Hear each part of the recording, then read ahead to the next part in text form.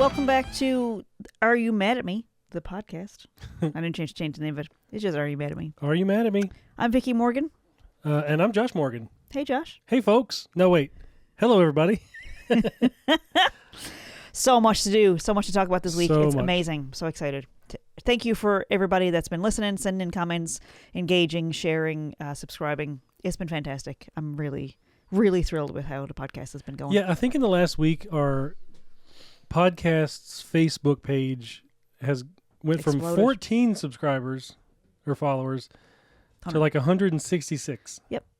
So thank you to everybody that accepted the invitations. So who knew? If you ask, You just got to ask. You just got to put the it out there. answer is always no if you don't ask. So thank you to everybody that followed, and we absolutely appreciate shares and telling people about it. If you like what we're doing, let people know. If you don't like what we're doing, Keep it to yourself. just keep it to yourself. Stuff that down way, way down. Get a hobby. Don't tell anybody about it.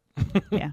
So I got lots of stuff right off the hop. I want to, Josh, Vickie, we have paper, because I wrote our notes for today on the back of it's a veggie straw box, and I did it on purpose. A torn off slab of cardboard. Yes, one of the flaps from the top.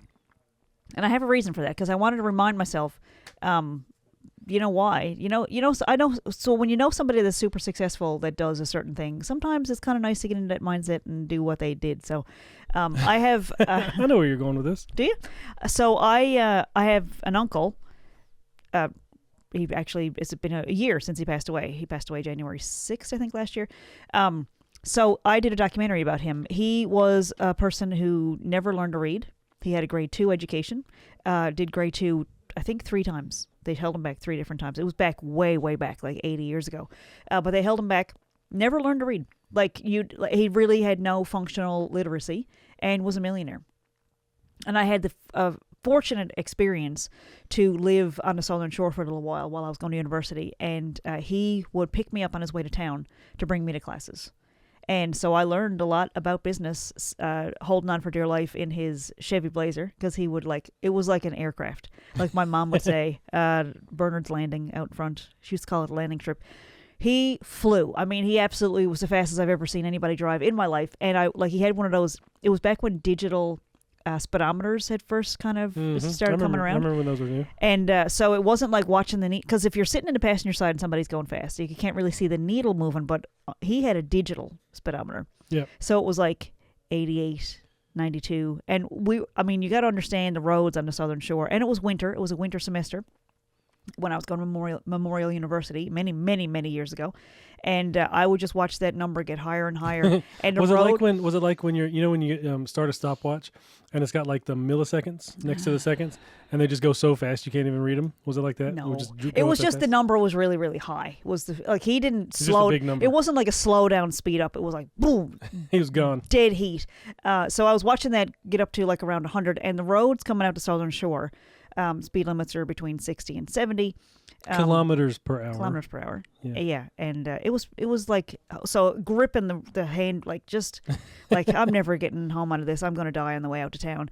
But it was like the roads, there'd be like no cut made on the highway. It wasn't a highway. It was a Southern Shore highway, but not really. It wasn't like, it wasn't like divided highway or anything. There was cars coming at us at a regular pace, and we were flying towards them.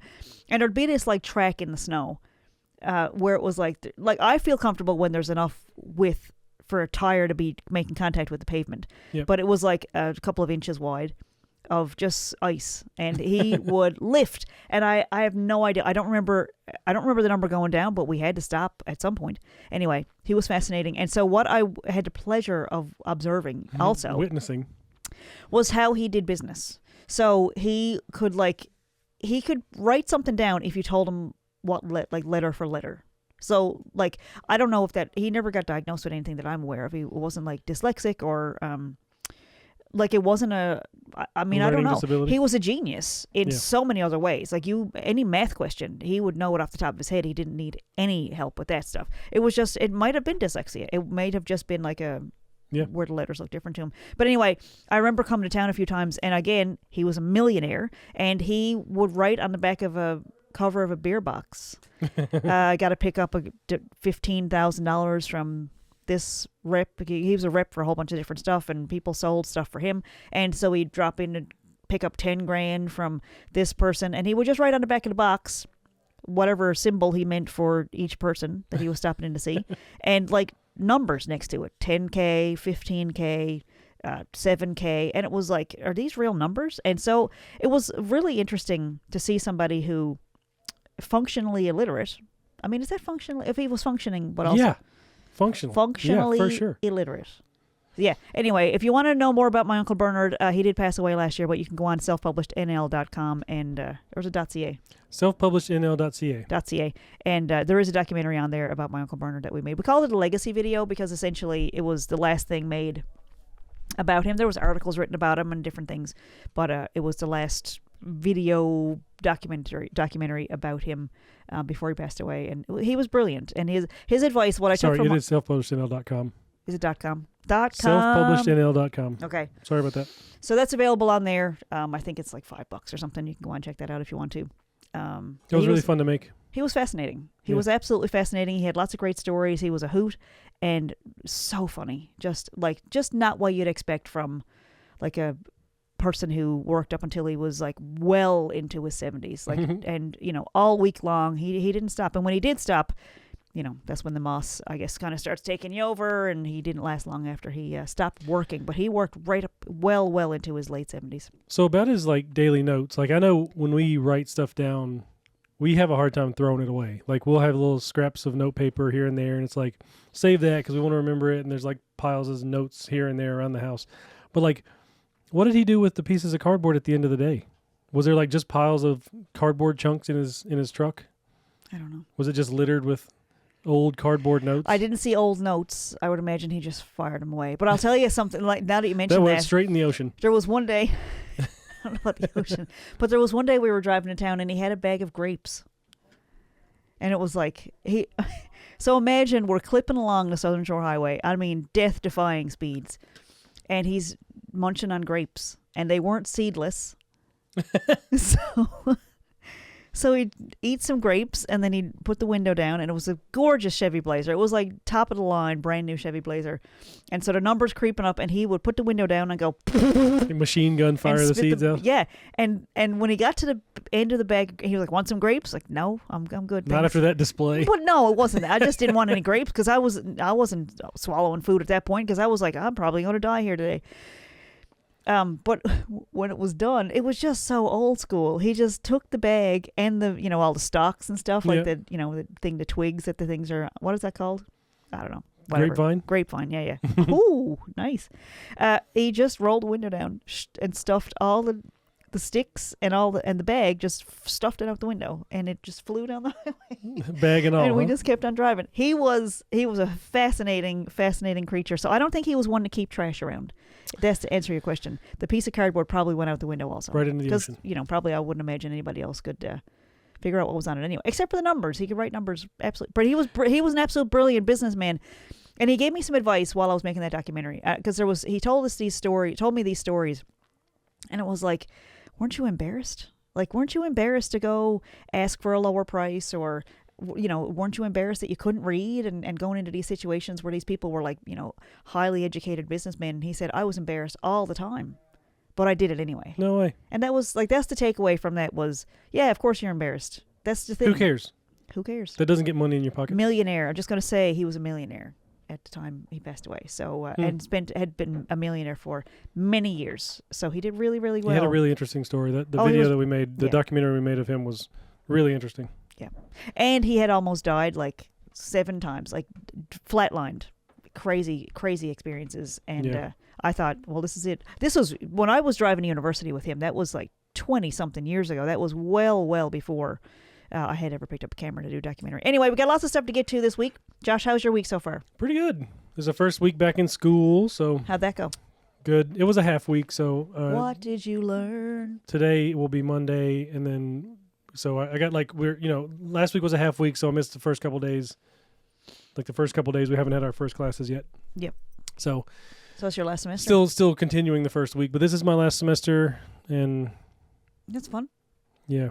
Yeah. Last semester. Winter semesters usually go pretty fast because it's barely daylight and then it's dark again. I know there's usually a lot of like weather days in the winter semester. So that's always nice as a student to be like, it's too snowy today. Especially as a student that's walking to the bus stop. It's been an extra mild winter so far for Newfoundland. We have like a quarter of an inch of snow on the ground outside right now, and that's the most we've had yet. Yeah. There's a state of emergency down in the U.S. in some states that don't normally get snow, so that's kind of fun. Yep. So do you remember when we lived in North Carolina? We were down there for a year. I guess, was it about a year?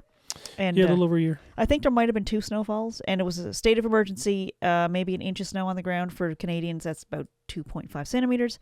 And they would shut all the businesses down, and people would lock it all down. And Josh and I would go out and drive around because I thought it was important to be married to somebody that could drive in snow.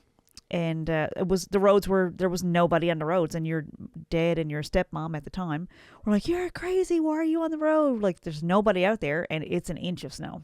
I mean, it was really fun because you could see all the tracks. It was just us out on the road, and but I think it was a good education for you. I mean, you do fine here in Newfoundland with doesn't matter what kind of roads we got. You do great. Yeah, and this year we are carless still, so I'm walking to the bus stop in the mornings, and walking home from the bus stop in the afternoons, which hasn't been bad so far.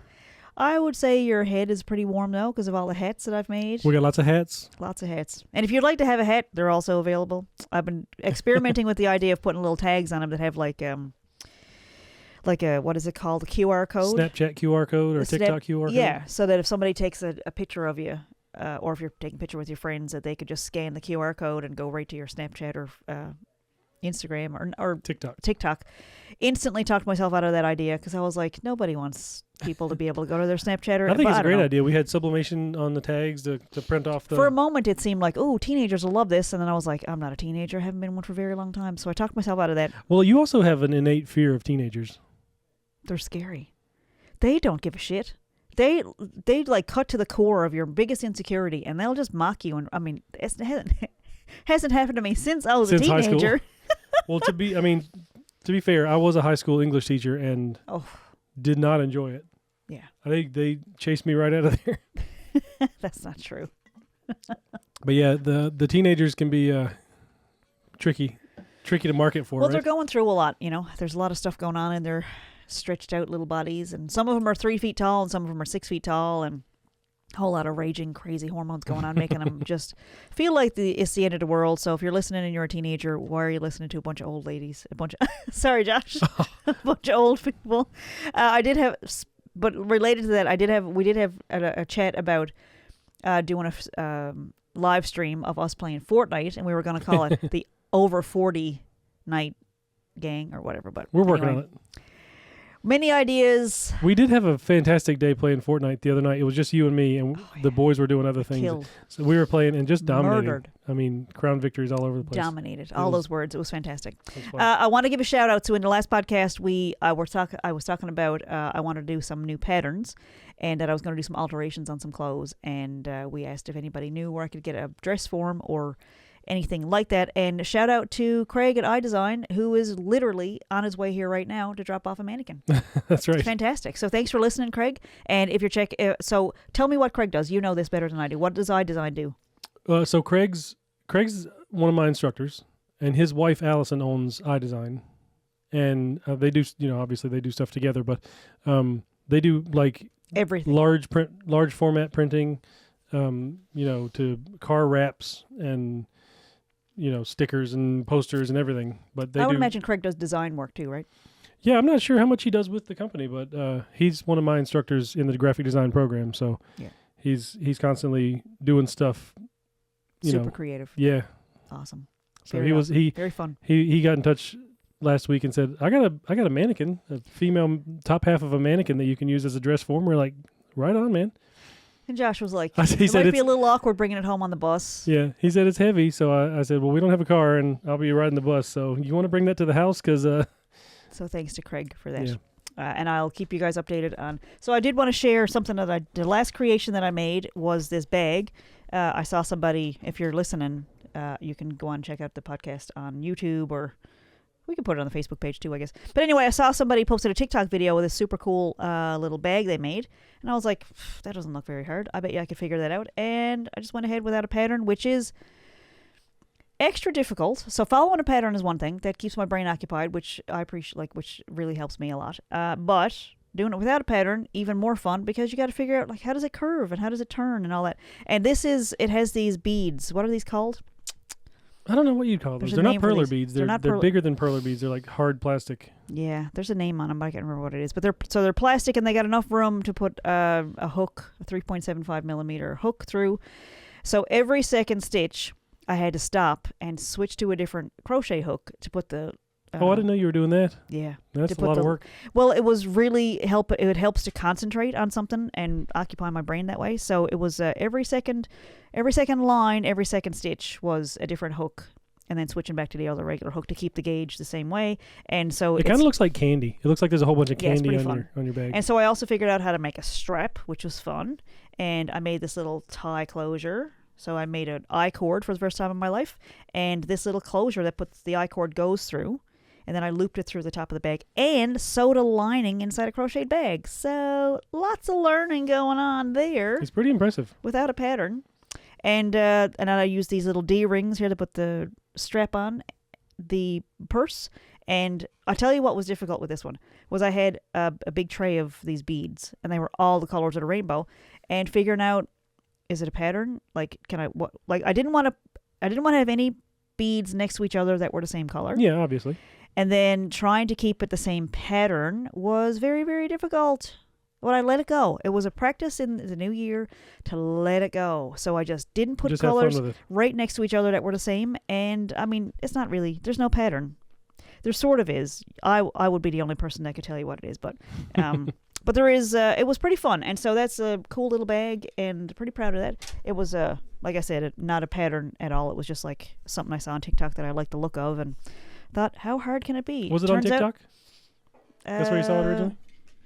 I think it was TikTok or Instagram. I'm not really sure. I'll tell you what's been fun is seeing people make stuff in different languages. And so that shows up in my feed a lot now. And I got to go. Like, you actually have to watch the video to see. You got to watch pretty close to see what they're doing. Yeah. Because you can't hear what they're saying. They're saying things in all these other languages that, I don't know. But you can see what they're doing. So that's really fantastic. It's a nice bag. I'm very impressed, and I like the lining on the inside. It's nice and heavy, and it doesn't collapse. I had to put a wire in the bottom of it so it didn't collapse in on itself. I can't help but notice that you haven't used it for anything yet. It's like you're afraid to put anything in it. Well, it's a nice Just bag. keep it pristine and don't touch it. Well, I was going to put my projects in it, and then the stuff I'm making has been... Well, somebody mentioned to us last week that there's a crochet get-together at Starbucks close to our house. Oh, that was today. Was that today? Did we miss it? I thought it was next Sunday. No, it was today. Shoot. I forgot. Sorry to Patrick. But anyway, you can take your projects down to Starbucks. Yeah. And I was just trying to remember and I started knitting. I started doing a top-down sweater because, again, I saw something on Instagram. It was a sweater that I liked, and it was just pictures, and then it links back to, this is a great business model when people post pictures of what they've made, and then there's like link in comments or link in bio, and you go find the pattern, and they're like literally, you're downloading the pattern, you're paying $10 for their pattern, and they're making money while they sleep. Yep. Brilliant. That's the ideal. It is, because you get to make things that you like, and you share it with other people who are, you wouldn't think, but there's a lot of mental health benefits to these things. Like you're actually helping people when you put these things out there, because they get to try them, and they get to there's a thing to show for their work, and it's just great. So anyway, shout out to, I didn't use the pattern for the bag, but the top down sweater is called a Grandy. I don't remember. Anyway. It was Gallant. It was a Gallant sweater. So Gallant. It's a beautiful thing. I've never made a sweater from the top down before, and I haven't knit in a really long time. So, and then I got halfway through that project and realized that I needed a needle that was bigger than anything I've ever used before, and they don't exist within walking distance or even Instacart distance. So I taped a couple of big needles together to get the gauge, and it is a nightmare. Now, did you check Instacart at Michael's? Because I know they go to Michael's. Yep. Really? And they didn't have it there either? No, but they do have it at Fabricville, which is also quite a walk. So, anyway, it was late. It was like late Saturday night or whatever, so I just taped a couple of needles together. Some double-pointed needles. So it calls for a circular needle. Again, I've never used that. But, just trying to expand my brain a little bit. It is winter. Yeah. So it's a little, it's a little, like... hard to get your... It's a really good idea to be learning new things in the winter. Keep your brain active. Absolutely. So the sweater is what I'm working on. I'm on the first part of a sleeve with taped together needles. It is it's not fun because I like to see it coming together a little faster than that. So it's just time consuming. Yeah, and like the body of it, which also I didn't have the circular needle, so I just used these really big. What are they? They're just regular needles, with the ball on one end and the point at the other end. Yep. But you're supposed to use circular needles, so I've just been doing it not in the round, I guess you call it, in the straight or whatever, and just going to sew it up the back. It was just, I'm not following the pattern, which I don't recommend because it actually has been like, I want to get it finished now just for spite. But it is beautiful, and I'm using yarn that changes color, not like a gecko or a chameleon. It's different colors, ombre. So as you're knitting, it becomes a different color. Because if I make something that's all one color, by the time I get through it, I'm like my grandmother, and I'll say, I never want to see another potato for as long as I lives. You never want to see that color again. Well, I just get so tired of looking at the color after making a whole garment out of it. Yeah. And so this ombre stuff is really great because it changes colors and it keeps my hands busy and it keeps my mind and brain busy, which is really great. So anyway, we're looking forward to the mannequin because I want to get onto those patterns. I'm just killing time until the mannequin gets here, really, with the yarn stuff. What else? What else is going on? We had some good some comments and some messages from some friends and listeners. What do you got this week? This was actually kind of funny. My friend Brian, who I changed schools halfway through high school. Like after my sophomore year in high school, I moved couple hours away to a different high school. Anyway, Brian was one of the first people I met in Boone in my new school, and we became really good friends, and we've been good friends ever since. And so last week you and I talked about the Daniel Boone Inn and their family style. Yeah, right. Because we started talking about table pie. Yeah, table pie. But so Brian got in touch, and he was he said Brian got in touch with me and said that he remembered Daniel Boone Inn because he used to live in Boone, where that is too.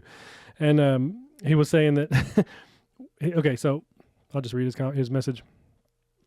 In the mid 90s, when we first moved to Boone and were seated and had at the Daniel Boone Inn and had drinks ordered, but after a while of waiting, my dad got mad and we exited with him causing a scene at the hostess stand, complaining that no one came by to take our order.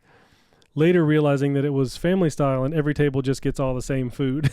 So that's pretty funny that they got removed. They didn't get removed, but they stormed out of Daniel Boone Inn.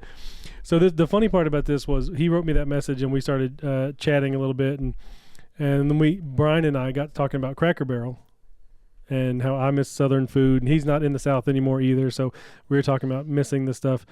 And then he wrote back and said, and now y'all are talking about Cracker Barrel, because he was actually listening to the podcast while we were chatting. And then in the podcast, we moved from Daniel Boone Inn to Cracker Barrel. And that happened he said, I feel like I'm in the Matrix. Anyway, it was pretty funny. But thanks to Brian for listening and for getting in touch. And safe travels. Brian is a firefighter. Brian is a firefighter, and I should ask him. I guess there's a lot of stuff going on in Southern California. I don't know if he's involved in any of that. He's with those pods of firefighters that like travel to forest fires and things like that, and like risky forest firefighter kind of dude. Yeah. So hopefully he's staying safe, and thoughts go out to all the folks who are lost their homes in the past few days and lost everything. That's insanity. Absolute insanity. That seems so far removed from us that it's not even... It's kind of crazy that there's these crazy fires in L.A. on the West Coast, and then on the other side of the country in Tennessee and North Carolina, they're having a snowstorm. Yeah. Funny. I mean, that's not funny. It's just odd. And then to have a place burning that's like next to the water is so... earlier last year, there was a boat that caught on fire and stranded all these, they called them like the Miraculous 7 or something here in Newfoundland. The boat caught on fire. In the water. Like were they missing for a couple days too? Oh yeah, they were out. Like nobody knew where they were because around. The boat caught on fire. Yeah, there was a massive search trying to find them, and they were out floating around for like 3-4 days or something like that. Yeah. So of course, nobody thought that they were alive, and it turns out they all were, which was great. But it was just such a weird thing to get your head around that something can burn completely surrounded by water. Yeah. And anyway, they got in a life raft and they were floating around. And there have been some really I know I'm just going to look at the positive here on from our perspective. Sure. There have been some really cool videos of the fire planes. Yeah, like Canada one, to the not to the rescue, but yeah, to the rescue. Well, They had a lot of, going like flying down to the water and scooping up the water Yeah. and then going and dropping. That's so cool. The water bombers. Water bombers, yeah. We used to see those. They used to practice at I don't know the name of the lake, but we used to see that when I was a kid. We used to see them dipping. They would train the water bomber pilots to dip down. I don't remember the name of the lake, but anyway, it was pretty cool to see them like actually dipping down into a lake because it was deep enough. It that looks they like could do they're that. crashing, but then they just keep going, go back up. I don't know if I've ever seen them release the water. I've seen videos of it, but I don't think I ever saw that part of it. But they would just dip into that lake, and it was very, very cool. So yeah, so hopefully everybody stays safe, and I know it's going to be a long rebuild, but it's been nice to hear from some people that are listening to the podcast and getting in touch and leaving messages and yeah, absolutely. that sort of thing. A couple of people I know a few podcasts back, we talked about sharing your work and letting us know what you're up to, and I posted like I just had like a brain dump or whatever, and I was talking about people that are, when you're afraid to share your stuff and you feel like you're making people must be tired of hearing from you and all that stuff. And we had a few people add some, they shared what they were working on. Oh, yeah? On the post. Yeah. So it was pretty cool. So shout out to Stephen Hoke and Carmel Whittle and Margaret Rose, Cranford. They all posted their stuff. It was really fantastic. Very nice. So we'll probably share those on the Are You Mad at Me podcast page a little later. Yeah. What else we got going? We had a big weekend. Went down to Broderick's on George Street this weekend. So this is my Nateland update. So early on in the Nateland podcast, he talked about Nate Bargatze, that is. In case you're new to this podcast, big fan of Nate Bargatze here. Only the #1 comedian in the world, apparently. Yeah. We'll get to that after. He was talking about like he had been in New York for a long time doing comedy clubs, and he said like the kind of the ultimate going into a New York comedy club is when you get big, that they will say just go on, because otherwise you're out like you're scrounging for time, you're out barking on the side of the road trying to give out flyers, trying to get people to come into the club. But once you arrive, like the big names basically just walk in and they just say go on, like, and they'll bump all their comedians to give them time or whatever. And so from a musician standpoint, that has always been the dream of mine. Like as a, like there's so much talent in Newfoundland. It's ridiculous how much, like you can walk down George Street and pop in on people that are just legends, absolute legends. And such good musicians that you've never even heard of too. Like people that are just living their lives out around the bay that are like, holy moly. And they come in and it's like, how you've been hidden. Yeah. So years ago, there was a guy, Rex Gowdy, that was like that. He was a dude from around the bay from, Burlington, and ended up on Canadian Idol and was like, wow. And he was so uncomfortable in the spotlight that it was so sweet. Canada fell in love with him. Perfect example though of like massive talent. Yep. Just not but so anyway, when you're walking down George Street, you can go into any pub and see like internationally renowned musicians, and they are phenomenal. So the dream for me is to walk into a bar and have musician friends say, "Oh, Vickie's here. Why don't you get up and do a song?" Come on up. I didn't know I wanted to do that. I didn't know that was even part of the. I didn't know that was even a possibility, really. But we were out one night, and Ron Kelly was playing, and he was about to start a song, and he said, "Does anybody have a request?" And at the time, I think Henry was maybe 9 or 10. Something like that, yeah. And he asked the kids if they wanted to hear anything, and my son said, "Joe Betts Arm Longliners," and my mom would probably sing it with you. And it was, oh my God, I just wanted to sink under the table. I was embarrassed because I didn't think was even a thing. That's not a thing that people do. And he said, "What? What's that, young man? Your mom would like to sing with me." Okay, well, come on up. And it was just like, it was out of body. It was crazy. So one of my favorite songs, one of my absolute favorite performers, and I got to sing Joe Betts Arm Longliners with Ron Kelly. Yep. Super nice guy. Oh, he's massively amazing human being, just absolutely amazing, and just one of my idols. And so to get to sing with him, luckily, that's a song that Mulberry Creek does, so I knew it wasn't that much of a stretch to do the harmony with him, because you usually do the melody for us. And so then, but there's been a series of that. Like, there's been a few times that I've had the opportunity to get up and sing with my absolute idols. And anyway, this weekend we were down at Broderick's, and it was a room full of people. It was like the room where it happens on Friday night. And like Justin Fancy was there, and Tyler Humby, and Harry Ingram, and Gordon Cormier. And I was just surrounded. And of course, this is on top of Black Gold, who was playing. Not to mention Larry Martin, Darcy Broderick, and Kevin Evans were on stage playing. And so they were talking about how many musicians were there. And I was just like, just blown away with just who I was sitting next to, let alone who was on stage. And so the boys on stage were like, yeah, we got a bunch of musicians here tonight, so we'll probably get a few songs later out of Gordon. We'll get a few out of Justin. We'll get Tyler up later. I was just enjoying it, taking it all in. It was awesome. Harry Ingram got up and did some recitations. It was a gorgeous evening. And then I was texting you. I was sending you pictures, like, you're not going to believe who's here and whatever. And then my buddy Kevin looked down and he was like, hey, Vickie, you going to do a song? And Gordon was like, yeah, come up. And Larry was like, yeah, why don't you come up? And I was like, oh, my God. It was like out of body. It was like I was floating about 6 inches above the ground. So I got up and did a couple of songs with Larry and Kevin. Kevin, of course, from Evans and Doherty, from the Irish Rovers. I mean, just massive. He's from Ireland. Massively talented. Like, just someone that looks like he doesn't even think about it. His just hands just know where to go. And he's incredible and such a decent human being. I just love him. So I was just really honored to get to play with him. Larry Martin, of course, from the original Irish Descendants, from like, my childhood. Yeah. So these guys, like the years and years, decades of experience, we chat because, that's like a courtesy with musicians. You say, I'm going to do it in whatever. And I don't even know. I just say it's in this fret and this is the chords I use and stuff like that. And they'll go, pfft, and they just know it. It's just like, right. Oh yeah. And they're doing all these leads and they just play along with whatever. Like I did an original and they were playing along with me and doing harmony. It was gorgeous. What an experience. So I got the little lightning, the little flash of, man, maybe I should be doing music. Back to music. Well, this is how it is, right? Like, I don't know. I can't imagine anybody ever saying you have to do this one thing for the rest of your life. But it was like sometimes the path lights up for you. And so anyway, gonna keep you posted on the developments in that And there are arena. some videos of that. Yes, on the Mulberry Creek page. Mulberry Creek on Facebook and Instagram. Yep. It's pretty exciting. Yeah. So how's your, Josh is watching the Nate Bargatze Nateland podcast with me. Josh, how has that been going? It's been good. Yeah? Yeah. We got a little distracted the past couple weeks watching Ted Lasso. So instead of just defaulting to the Nateland podcast when we turn the TV on, we've been watching 2 or 3 episodes of binging Ted Lasso every night. Yep.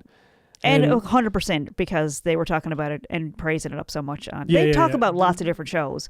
Most of them we've already seen, but Ted Lasso was like, okay, fine, we'll watch it. And it was funny, I think, because when we got to the end of the 3rd season, we had heard somebody say that they were working on the 4th season, so we didn't have any reason to think, like, obviously this is just the end of another season. There's another one coming, but it was like it turned out that the 3rd season was the end. Like I'm finding this out right now. It wasn't there an announcement that it was a 4th season? There is, but it was made as a 3-season show, and the end of the 3rd season was the end of the show. Yeah. And they're talking about the possibility of some sort of a reboot with like, different, not different characters, but maybe it looks different because of everything that happened at the end. But it was like, oh, this is the end of the show. We're done now. Like, what a show. Yeah. There was a lot of tears, a lot of laughter. Oh, it was absolutely hilarious and just so well written, and the characters were amazing. Like, really, really good. So now we're back to watching. It was a feel-good show. The Nateland podcast again. Also a feel-good show. So if you're looking for stuff that isn't going to bum you out, Ted Lasso is amazing. Yeah. It was, I don't know, where did we find it? Oh, can we say how we found it? Because it's on Apple I think it's on TV. I think it's on, it might be on Amazon Prime in Canada. Oh, okay. Yeah, that's where we saw it. Yeah.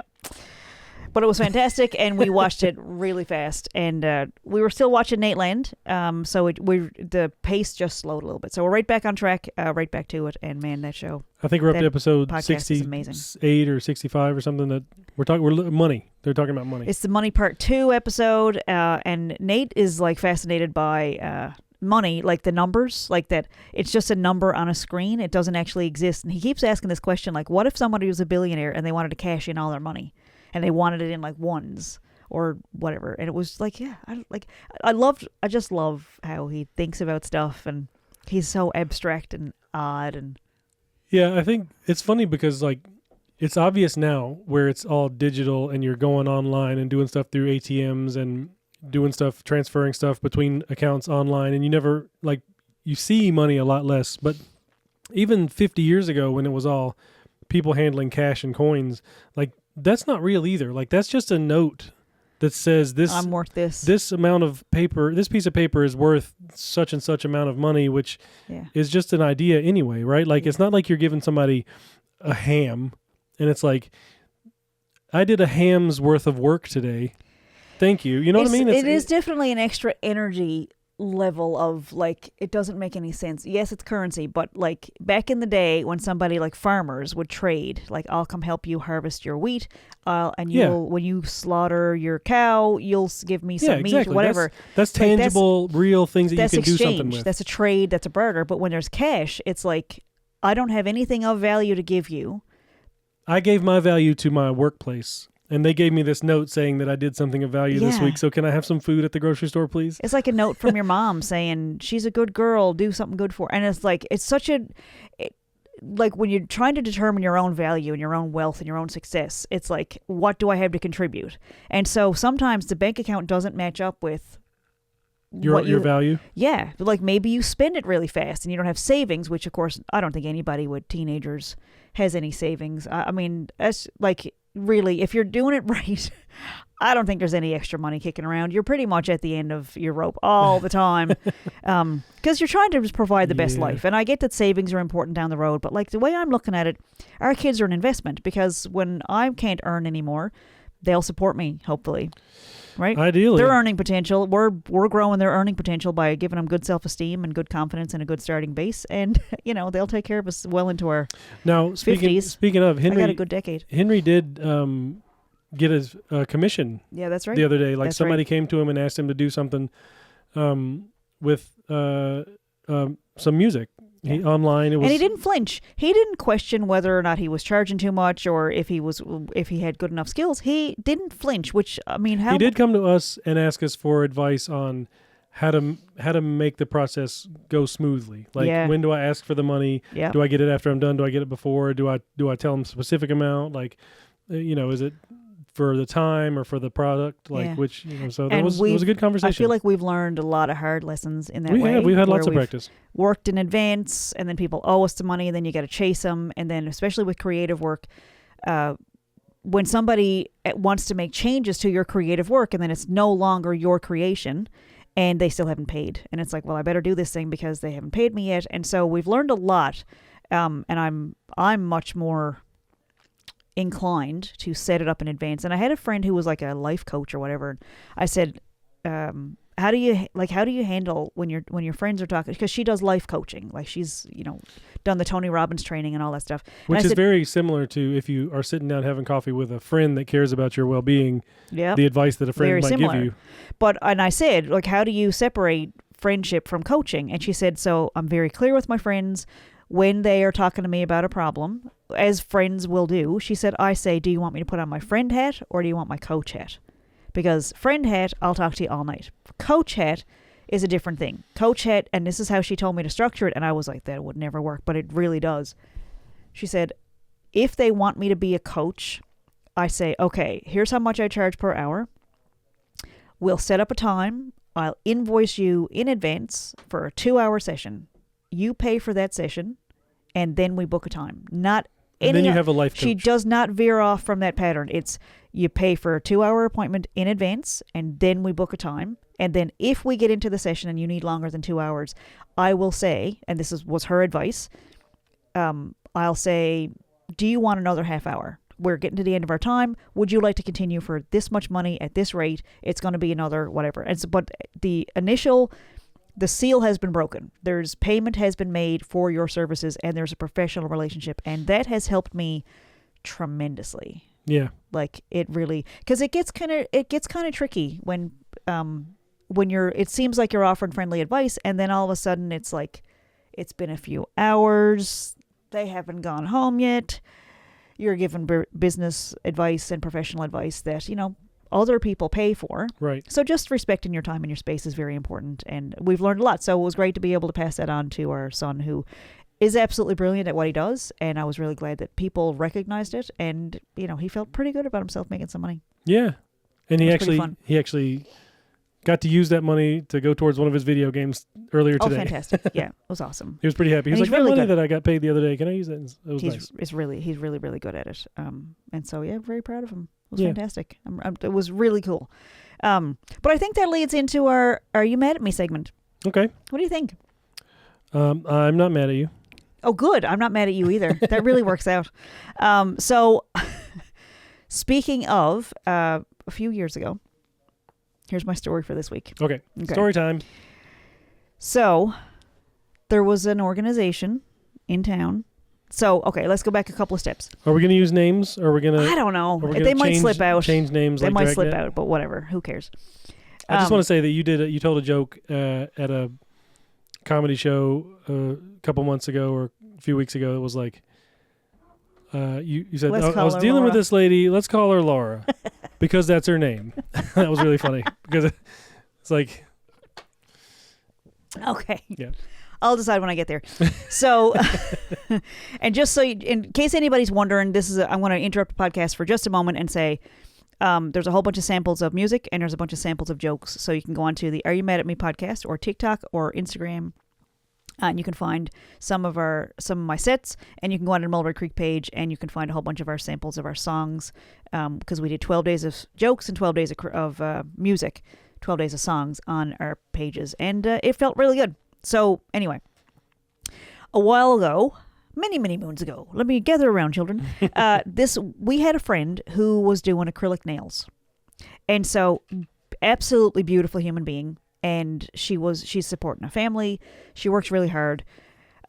We offered to do a video for her. We wanted to go in and spend a couple of hours with her, watching her doing the process, because it's a whole thing. I didn't realize what goes into it. But she said she sits with people for like hour and a half at a time, Wow. maybe 2 hours. And she's like one of those people that you really, really enjoy talking to. She's very uplifting, very positive, really just has such a positive attitude.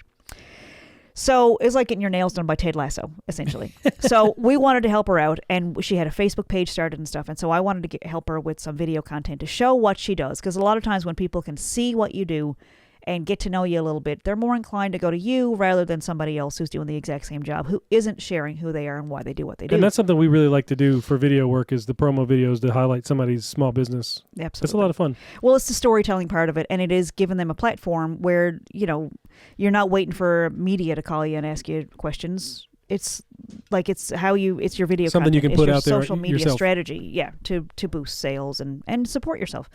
So we did this great video when Josh came and did all the camera work. I just talked to her. You were interviewing her, and I was doing the camera Yep. and audio. Yeah. So as somebody was getting their nails done, so she had to remove, file down the natural nail, and she had this wall of, and she did all this artwork on people's nails. It was gorgeous. But the beautiful, the thing about this lady was that she was counseling people.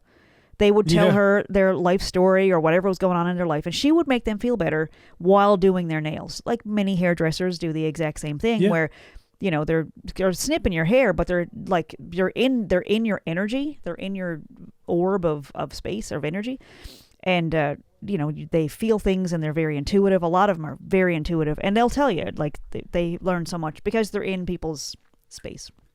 So we went and did a video for Lori, and it's Lori Nails by Lori. Check her out. The video was fantastic. You did a great job. Thank you. With the editing, and there's great shots of the zzz, the. It's like a Dremel on the nails almost. And it was just these great, lots of great shots and stuff. So somebody she was also doing some work for, who owned a dinner theater.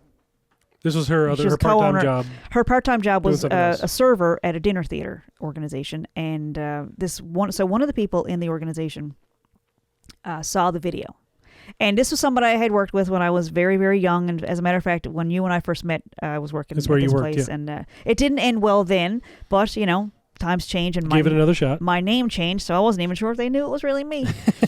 So when Lori showed her boss at the dinner theater this video, she was like, "This is great. I would like to get whoever this Vickie person is to do videos for us." And so at the same time, it was coming on close to Christmas, and it was like, oh, maybe Vickie could work here as a server. I've never worked as a server in my life. I've hosted parties. I've served my family, but I've never done it as a job. Professionally. No. I did one shift. Hated it. Absolutely hated it. Good to know. That's good information. Loved talking to the people. Did not like taking the plates after people had eaten and, chewed stuff and put it back on the plate. I didn't like taking dirty dishes away from people. I needed a full-on chemical peel of my entire body. I hated it. One of those radiation just showers hose when me you come down. in and get it was the horrible. suit on and everything. I didn't mind putting the food out in front of people. That part was fine, but it was the dirty dishes and like scraping plates for strangers that I just couldn't. I don't know how people do it. I know it needs to be done. I just don't want to be the person doing it. Anyway, I was planning on sticking around because the money was decent. And I was planning on doing some more shifts. So anyway, the person who owned the dinner theater pulls me aside and says, I'd like for you to do for us what you did for Lori. So, which is putting a label on it: marketing, social media marketing, promotional videos. Those are some pretty big. It's a whole different skill set. As far as businesses are concerned, that's a big. Those are big words. Those are big, expensive words. I was very excited, and I was like, oh, man, I know this company top to bottom. I have so many ideas. So I go home, and I talk to some friends, my booster club who, cheers me on and says, let's visualize what you want, and what do you have to offer, and, very, very, very supportive. So I put a lot of work into, okay, here's a list of ideas of what I could do for this company, and let's go back and sit down with this person who was wanting me to do. Yeah. And from my perspective at this point, you were going back in with this whole marketing plan to basically, this was going to be a big promotion for you in the company. You were going to. I mean, I don't think many people go from server to marketing manager. But it was a different job. But I was qualified to be the marketing manager. Sure. Was the tricky part of it. So why are you serving? Well, because you didn't offer me a job doing the marketing. You got me in as a server. And found out that I was able to do these things. So anyway, it seemed like a really beautiful thing. Had this conversation about how she had met Oprah and she was all about live your best life and does this manifest for you? And she was using all the language. So I kind of got sucked into, we must be on the same frequency because she's using the language. Anyway, so we go in to have a meeting, sit down. I said, okay, here's how we'll do, here's how we'll promote the shows. Here we're going to do profiles and we'll do videos and we'll do boosted things. And I just had I was pretty excited because had a lot of ideas for what the company could do. Yeah. And she was like, oh, great. So let's just get started. And I was like, well, we haven't talked about money yet. She's like, oh, and she was kind of distracted and she was kind of trying to leave the room. And I was like, I really need to, we need to nail this down. Still, of course, in the early stages of me learning how to ask for money. Yeah. For work. Right. And I gave her a dollar figure and she went,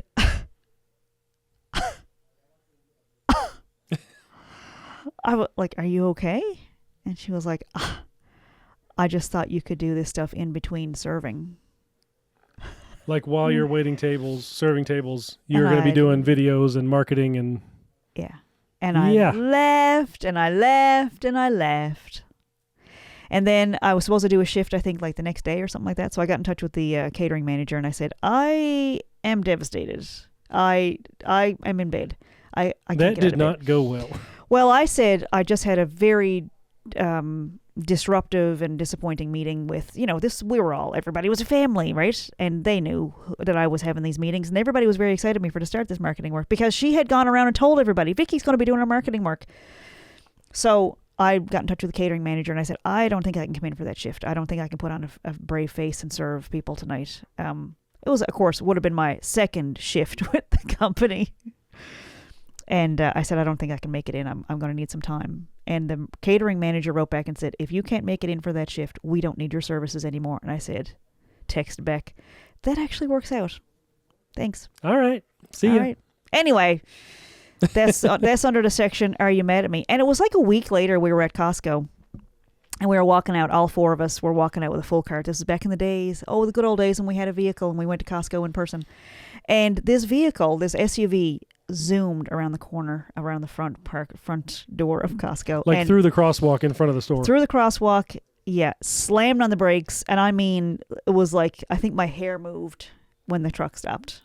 And it was like, oh my God, that was close. And I look in the driver's seat, and it was that lady from the organization who wanted me to do marketing, be a marketing manager while serving tables. It was like she was trying to take you out.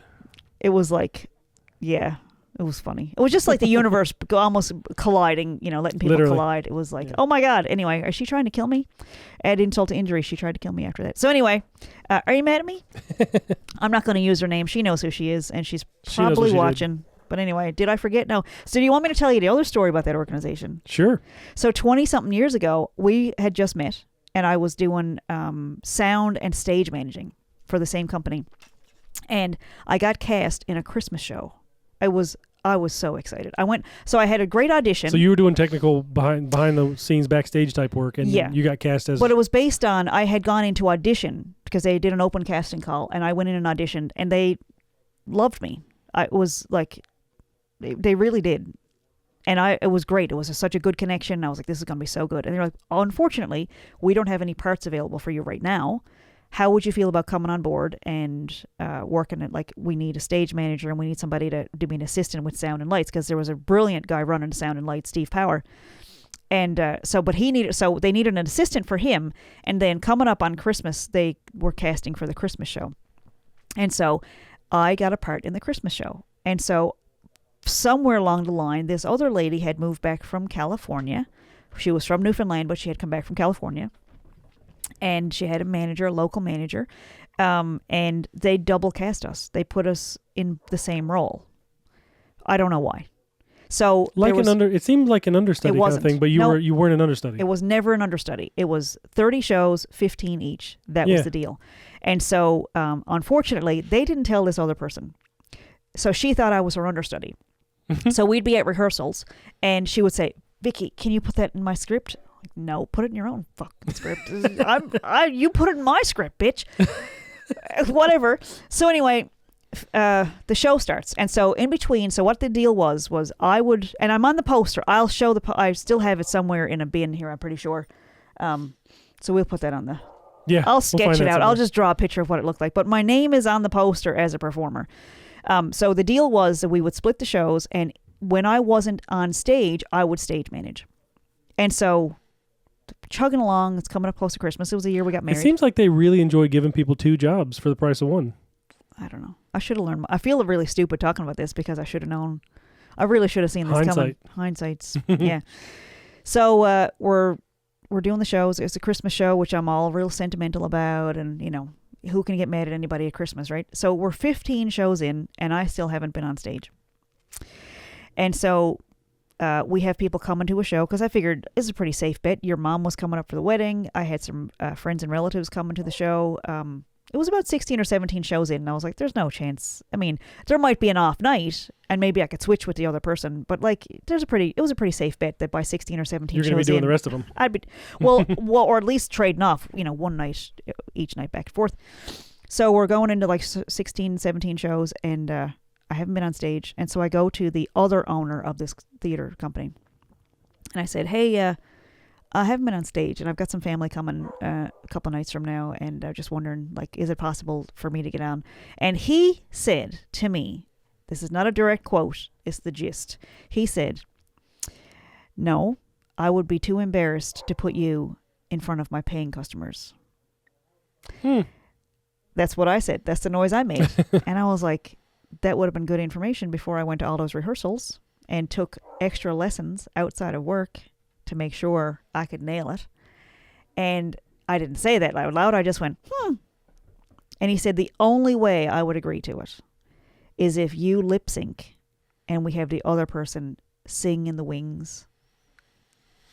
All would have been good information when they offered you the part. Yeah. Anyway, it didn't end well. But so we don't work there anymore. No. But I should have learned my lesson. Like, what did I expect going back to the exact same company? They were the same people. Well, they're not going to. That's not going to. I mean, people change, or do they? I don't know. Leave your stories in the comments. Do people change? That's my question for this episode of Are You Mad at Me? Do people change? What do you think? It had been like there was like maybe a 14 or 15 year difference from the first time you worked there till you went back. And so it was a fair bet that, like, Time had passed. Time has passed. Maybe Yeah. they've just gotten better as humans. And they were so happy to have me back that night that I was serving. Everybody was like, Vickie's back. It's a big reunion. And that girl that I was... Anyway, doesn't matter. It's all history now. It's all history, and we're all done with them now. But I'll tell you a funny story. I've got a third funny story. Are we still in the Are You Mad at Me segment? I probably, yeah. Yeah. When Mulberry Creek started taking off, I think I'd been cast in a show, or I was playing George Street or something like that. And I posted on Facebook, take that, blah, blah, blah, whoever, insert name here, for telling me years ago that I couldn't sing and you'd be embarrassed to put me in front of your paying customers. And I swear the same person commented on it. The guy who had said I'd be embarrassed to put you in front of my paying customers commented on my post and said, who on earth would do that to you? And I was like, is this guy on drugs? Like, it was are you? You said it. It was you. Ha ha ha. It was you. The funny thing was, like, he was welcoming me back to the theater company with open arms. Like, anyway, it was just really funny. The whole thing was really funny. Like, just, are you serious? Like, you gotta be kidding me. Anyway, I'm leading back to, are you mad at me?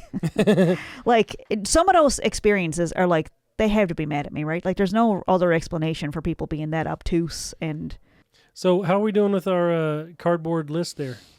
almost at the bottom. Are we? Ready to chuck that right out the window. You did have a funny comment the other day that we were going to joke about. Yeah. Go ahead. I don't want to take your funny comment away from you. It was a funny observation. It was a memory. So after watching Ted Lasso, where they have a sports psychologist, I don't want to give anything away, but they have a sports psychologist. I will tell you, the show is not about football or soccer, whatever you want to call it. It is about people.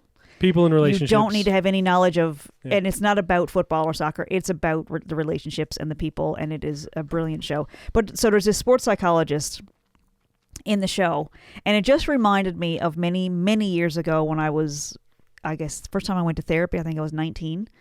And so if you don't know this already and you're considering, like, it's a new year and I'm thinking about taking therapy, like going to a counselor or whatever, I'm going to give you some free advice. Just a little warning. Sometimes, all the time, when you go to therapy, all the time, you will find out that sometimes relationships, all the time, are problematic, and maybe some of the ways that you communicate are problematic. And sometimes, all the time, people don't like to hear that you are growing and may have outgrown them and their behavior. And so sometimes, all the time, they will say that you're the problem or that you're crazy when you try to get better and you try to heal and you try to have better patterns and you try to break the pattern, break the tradition. So it just reminded me of when I was 19 that there were literally people who, of course, my real advice would be just don't call them. Just stop talking to them. Just walk away. You don't need to go back and confront people and say, hey, you're a problem and this relationship was a problem. Anyway, you can try it. Let me know how that goes. But quite often, people will say, oh, she's just crazy, because you've learned and you're talking to these educated people who know how to make relationships, who know the definition of functional relationships, and sometimes they'll dig into your life and go, oh my God, these things are not functional. This is not good. This might be a toxic environment. And it's easier for people when you pull yourself out of an environment. It's easier for the people in that environment to say you're crazy instead of changing. Or instead of working on themselves. It seems like if you have people in your life and then you go to therapy and you start making your own life better, it might be easy for people that are in your life already to take personal offense. Making it about themselves and taking it personally that you want to make even if the process of therapy is helping you take responsibility for the shitty behavior or shitty things you've done. Like, sometimes even those conversations are like, oh, she's all. But I just remember when I first started counseling, there were people who said to me, can I call your counselor and tell them the truth? Just so they're hearing the real story. Because I think you might be out there telling stuff that isn't true. I would like to call your therapist and tell them the truth. And it was like, first of all, nobody cares. the therapist doesn't care about your side of the story. It's for your own benefit and your own. It's to make you better. They don't care. Like, they're not going, oh, I had no idea the guy that lives on blah, blah, blah avenue was, they don't care. But it was just really funny that there was actually people, the first time I went to therapy, who wanted to call my therapist to tell them that I'm using quotation marks if you're not watching the video here, but they wanted to tell my therapist the truth because they thought I was out telling stuff that wasn't true. And like, man, that was a whole, I'll tell you, the therapist laughed and laughed and laughed. And it was not the first time that she had heard that. Lovely lady. The first therapist I had was absolutely amazing. She was a social work instructor over at the university, and she was beautiful. What a wonderful human being. She taught me so much, and stuff that I still use today. I mean, I'd highly recommend therapy. Also recommend changing therapists when you, what's the word? Outgrow them. There's a time period where they come into your lives for certain things, and you really do outgrow them, and you'll come up with new problems. Don't worry about that. You'll find other problems to go back to therapy about. But anyway, I just thought that was kind of funny because it reminded me, watching Ted Lasso reminded me of that. It was like, can I call your therapist and tell him the truth? Yeah, fun times. So I should do up cards to send to people, little postcards that says, "Are you mad at me?" I've learned my lesson about going and confronting anybody, because it's like, what is the point? Just, anyway. Just live your life. It is lonelier. I'll say that. It is a little bit lonelier to not participate in those relationships and those, communication styles and stuff. It's like, I'm focused on, if you decide to be happy, there's a whole lot of people that just get flung off into bushes, and it's like, they just don't even. Your life doesn't work with them anymore. All of a sudden, you're too weird. Like, you know what? I'll take weird and lonely over beaten and abused and kicked around any day of the week. Thank you very much. So thanks to all the therapists that saw me through all that stuff. What was it from Seinfeld when somebody told George, "Isn't the best revenge living well?" And he said, "Well, that's not going to happen." I think we're doing pretty good. I think we're doing all right. Anyway, do you have any Are You Mad at Me stories? Not today. None? Come on, there's got to be something. No, I did have a therapist years ago that he kept, I don't know why, but he kept telling me about his Flowbee. Like, do you remember the Flowbee from the 90s? The vacuum cleaner haircut device? He kept telling me that he gave himself haircuts with a Flowbee. And I don't know if he was offering to give me haircuts. Like, maybe during a session he'd give me try to sell you a canoe? Give me a trim. And then he tried to sell me his canoe. He's like, "I got this canoe for sale if you're interested." Like, buddy, our dogs are loving these stories, I think. Oh my God. Did you buy the canoe? I didn't buy his canoe, no. I think I went to another therapist at that point. The Flowbee killed me. Like, I do my own haircuts. I'm not here to talk about your hair. I can tell. It sucks as it cuts. How many times did you make that Wayne's World joke? Oh, man. Every time. He's going to put that thing on your melon. These dogs are going crazy. I think that's our sign that we're done with the podcast for today. Daisy, maybe. Come here. Come here, Beagles. Say hi. Come on. Come here, girls. Come here. Say hi. Hi, Daisy. This is Maybe. Hi, Mabes. Hi, Maybe. Who's your good girl? Hi, Daisy. Hi, sweetheart. Hi. I think they're either ready for a nap or for a walk. Oh, yeah. Want to go for a walk? Oh, you didn't. Mm-hmm. Come on now. Oh, there's all of them in one place at one time. This is exciting. We'll be cutting this part out. No, this is what people tune in for. Beagle time. Yeah. Maybe. I made sweaters for the dogs before Christmas. They hated it. Maybe's really good with sweaters. She'll actually put her head up to put the sweater up, but the rest of them are not happy about it. So they look cute, but they don't like it. So. All right. I think that's enough for us for this week. I think we're going to call it. Sorry about your canoe. I'll get the canoe next time I have a therapist. I'll get a canoe from him.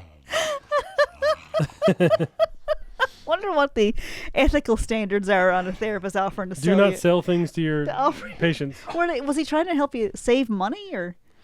I think he just thought it would be a good stress reliever for me, like just to have something to go out on the water. Oh, to cut your own hair, I meant. Oh, to cut my own hair? Yeah. Anyway, sorry about that. I'll get you a Flowbee. It'll be your Christmas You think they still birthday. sell Flowbees? I should look that up. Go on Was eBay, it really a Flowbee? I think it was like an off-brand. It was like the new version of a Flowbee. It was a thing you hooked to your vacuum. Cut your hair. Makes perfect sense. That is just that therapist. That's the gift that keeps on giving right there. That's amazing. So yeah, I didn't have that experience. I didn't have a therapist ever try to sell me anything. Thankfully, that's pretty good. All right, we're done for this week. Thanks for tuning in again. I'm sorry. I'm just I can't. Can you imagine being a therapist and getting calls like, "Have you talked to Vickie this week? Let me tell you what she did." Like, can you imagine? Just I want to start that. Let me tell you my side of the story. You know those fake customer service lines that people do on Twitter? Like, I want to do like a feedback line for therapists. Just talk to all the people that have been like, I don't know, accurately accused of things they've done, and are like, no, let me tell you what I did though. Tell you why I did that. Let me tell you what the real story is. What a mess. Anyway, once again, thank you to everybody who's been listening and sharing and commenting. It is fantastic, and this is I love doing this podcast. I absolutely love it. This is my therapy now. I mean, I'm sure if you're a little concerned about my mental health, you can send a donation to send me to a real therapist. But if not, let's just keep doing this because this is fun. This is us journaling and talking it out. Yeah. Working stuff out. Working it all out. And we'll be back next week with a new episode. I'm Vickie Morgan. I'm Josh Morgan. This has been Are You Mad at Me? We'll see you next week.